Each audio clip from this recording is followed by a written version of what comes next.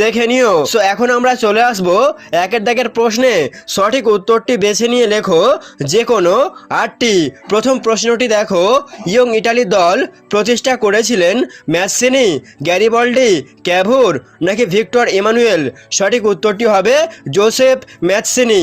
পরের প্রশ্ন, ভিয়েনা সম্মেলন অনুষ্ঠিত হয়েছিল? সঠিক উত্তরটি হবে 1815 খ্রিস্টাব্দে। পরবর্তী প্রশ্নটি দেখো, উড়ন্ত মাকু আবিষ্কার করেন? সঠিক উত্তরটি হয়ে যাবে জন কে। পরের প্রশ্ন, শিল্প বিপ্লব কথাটি প্রথম ব্যবহার করেন? সঠিক উত্তরটি হবে অগাস্তে ব্ল্যাঙ্কি। পরের প্রশ্ন, রাশিয়ার প্রথম জার উপাধি গ্রহণ করেন? সঠিক উত্তরটি হবে চতুর্থ আইভান। পরবর্তী প্রশ্নটি দেখো, এপ্রিল থিসিসের ঘোষণা করেন? সঠিক উত্তরটি হবে লেনিন। পরের প্রশ্ন, 14 দফা নীতি ঘোষণা করেন? সঠিক উত্তরটি হয়ে যাবে উইড্রো উইলসন। পরের প্রশ্ন, জার্মানিতে ফ্রাঙ্কফুর্ট পার্লামেন্ট গঠিত হয়েছিল? সঠিক উত্তরটি হবে অপশন নাম্বার সি, 1848 খ্রিস্টাব্দে। পরের প্রশ্ন, সোভিয়েত রাশিয়ার পার্লামেন্টের নাম? সঠিক উত্তরটি হবে অপশন নাম্বার বি, ডুমা। 1.10 প্রশ্ন, ইউরোপের রুগ্ন ব্যক্তি বা মানুষ বলা হয় জার্মানিকে, রাশিয়াকে, তুরস্ককে নাকি মিশরকে? সঠিক উত্তরটি হবে তুরস্ককে। পরের প্রশ্ন, আধুনিক রাশিয়ার জনক ছিলেন? সঠিক উত্তরটি হয়ে যাবে পিটার দ্য গ্রেট। এবারে চলে আসবো আমরা 2 দাগের প্রশ্নে। প্রতিটি প্রশ্নের মান 1 নাম্বার করে। প্রথম প্রশ্ন, কূটনীতির জাদুকর কাকে বলা হয়? উত্তরটি হয়ে যাবে মেটারনিককে। পরের প্রশ্ন, অর্গানাইজেশন অফ লেবার গ্রন্থটি কার লেখা? উত্তরটি হবে লুই ব্ল্যাঙ্কের। পরের প্রশ্ন, ওয়াটার ফ্রেম কে আবিষ্কার করেন? বেশ গুরুত্বপূর্ণ প্রশ্ন। উত্তর রিচার্ড আর্করাইট। পরের প্রশ্ন, সেফটি ল্যাম্প কে আবিষ্কার করেন? উত্তরটি হবে হামফ্রে ডেভি। পরবর্তী প্রশ্ন, কোন দেশ চীনে উন্মুক্ত দ্বার নীতি ঘোষণা করে? উত্তর মার্কিন যুক্তরাষ্ট্র। ব্যাকেটে লিখবে জন হে চীনে উন্মুক্ত দ্বার নীতি ঘোষণা করে। পরবর্তী প্রশ্নটি দেখো, ত্রিশক্তি আঁতাত কবে কাদের মধ্যে গড়ে ওঠে? উত্তরে তোমরা লিখবে 1907 খ্রিস্টাব্দে ইংল্যান্ড, ফ্রান্স ও রাশিয়ার মধ্যে ত্রিশক্তি আঁতাত গড়ে ওঠে। পরের প্রশ্ন, দাস ক্যাপিটাল গ্রন্থটি কে রচনা করেন? উত্তর কার্ল মার্কস। পরবর্তী প্রশ্ন, মির কি? বেশ গুরুত্বপূর্ণ প্রশ্ন। উত্তরে তোমরা লেখো রাশিয়ার গ্রামীণ সমবায় সমিতিকে মির বলা হয়। পরের প্রশ্ন, কোন দেশ সুয়েজ খাল খননের পরিকল্পনা করেছিল? উত্তর ফ্রান্স। এবারে চলে আসবো আমরা 3 দাগের প্রশ্নে। যে কোনো 4টে প্রশ্নের উত্তর দিতে হবে এবং প্রতিটি প্রশ্নের মান 2 নাম্বার করে। প্রথম প্রশ্ন, জোল ভারেইন বলতে কি বোঝো? বেশ গুরুত্বপূর্ণ প্রশ্ন পরীক্ষার জন্য।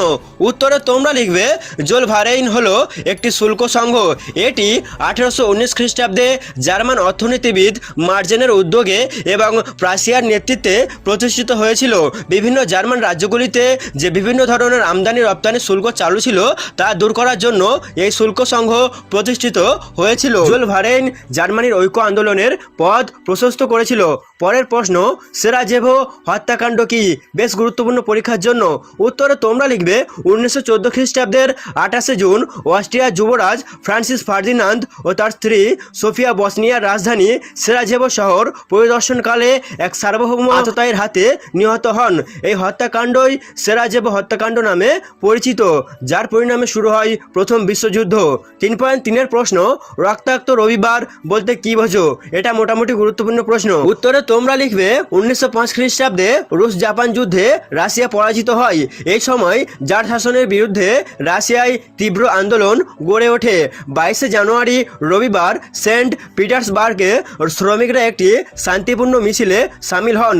রুশ সৈন্য মিছিলের উপর গুলি বর্ষণ করলে প্রচুর শ্রমিক নিহত হন। এই ঘটনাকে রক্তাক্ত রবিবার বলা হয়। 3.4 প্রশ্ন, কাকে কেন মুক্তিদাতা জার বলা হয়? গুরুত্বপূর্ণ প্রশ্ন। উত্তর, জার দ্বিতীয় আলেকজান্ডারকে মুক্তিদাতা জার বলা হয় কারণ জার দ্বিতীয় আলেকজান্ডার যুগ যুগ ধরে নিপীড়িত ভূমিদাসদের দাসত্ব বন্ধন থেকে মুক্তি দেওয়ার জন্য তিনি মুক্তিদাতা জার নামে পরিচিত। 3.5 প্রশ্ন, আফ্রিকাকে অন্ধ কারাচ্ছন্ন মহাদেশ বলা হয় কেন? বেশ গুরুত্বপূর্ণ প্রশ্ন পরীক্ষার জন্য। উত্তর, দীর্ঘদিন ধরে আফ্রিকা অন্যান্য মহাদেশের তুলনায় তুলনায় পিছিয়ে ছিল। কোনো সভ্যতার আলো আফ্রিকা মহাদেশে এসে পৌঁছয়নি, তাই আফ্রিকা মহাদেশকে অন্ধকারাচ্ছন্ন মহাদেশ বলা হয়। পরের প্রশ্ন, শিল্প বিপ্লব কাকে বলে? বেশ গুরুত্বপূর্ণ প্রশ্ন। উত্তর, মানুষের শ্রমের পরিবর্তে যন্ত্রের সাহায্যে উৎপাদন ব্যবস্থায় এবং উৎপাদনের মাত্রায় যে বিশাল পরিবর্তন ঘটে তা হলো শিল্প বিপ্লব। পরের প্রশ্ন, ফ্যাক্টরি প্রথা বা কারখানা প্রথা বলতে কি বোঝো? বেশ গুরুত্বপূর্ণ প্রশ্ন। উত্তর, শিল্প বিপ্লবের ফলে গ্রামাঞ্চলের শ্রমিকরা শহরে কলকারখানায় ভিড় বাড়ায় এবং তাদের উপস্থিতিতে নতুন নতুন কলকারখানা ও শিল্প শহরের প্রতিষ্ঠা ঘটে, যা ফ্যাক্টরি প্রথা নামে পরিচিত। পরের প্রশ্ন, ঘেটো বলতে কি বোঝায়? এটা বেশ গুরুত্বপূর্ণ প্রশ্ন। উত্তর, ঘেটো হলো মহড়া বা বস্তি এলাকা যেখানে দরিদ্র শ্রেণীর লোক বসবাস করে। এগুলি ছিল ঘিঞ্জি, নোংরা ও অস্বাস্থ্যকর বস্তি এলাকা।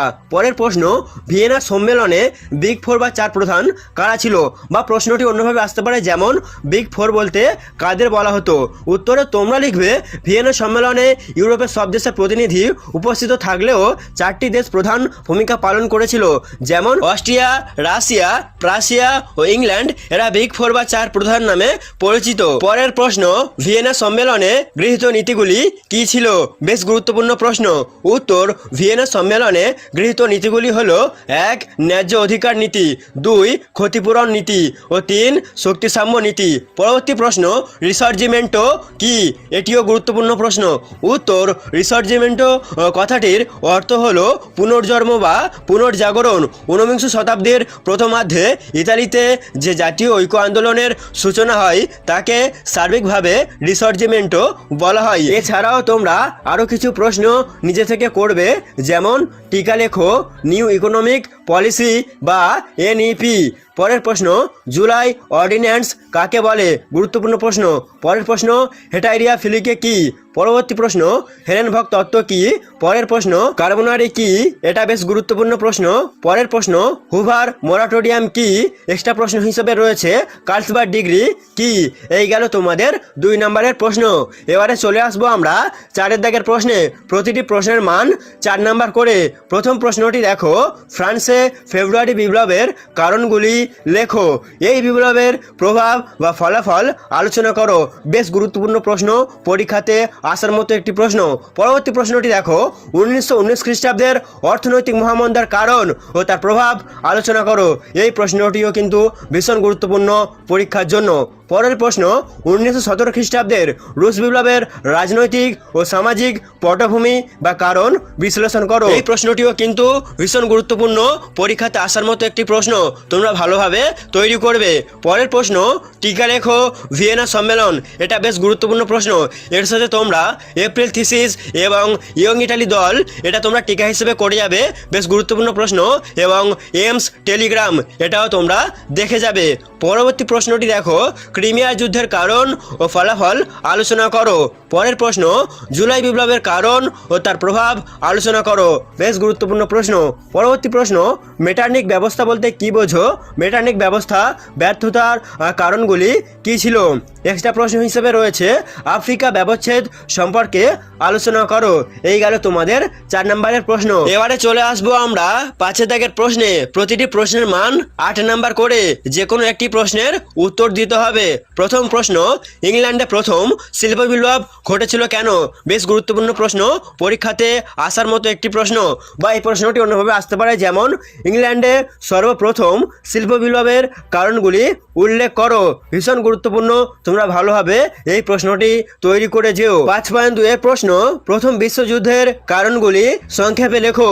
এই প্রশ্নটিও কিন্তু পরীক্ষার জন্য ভীষণ গুরুত্বপূর্ণ, তোমরা ভালোভাবে তৈরি করবে। পরবর্তী প্রশ্ন, জার্মানির ঐক্য আন্দোলনে বিসমার্কের ভূমিকা বা অবদান লেখো। এটাও কিন্তু তুলনামূলকভাবে অনেক গুরুত্বপূর্ণ। বা প্রশ্নটি অন্যভাবে আসতে পারে, যেমন বিসমার্কের রক্ত লৌহ নীতি সম্পর্কে বিশদে আলোচনা করো। এইভাবেও কিন্তু প্রশ্ন আসতে পারে। আজকের লাস্ট প্রশ্ন অর্থাৎ 5.4 এর প্রশ্ন, ইটালির ঐক্য আন্দোলনে ম্যাৎসিনি ও ক্যাভুরের ভূমিকা বা অবদান লেখো। এই প্রশ্নটিও কিন্তু ভীষণ গুরুত্বপূর্ণ, পরীক্ষাতে আসার মতো একটি প্রশ্ন।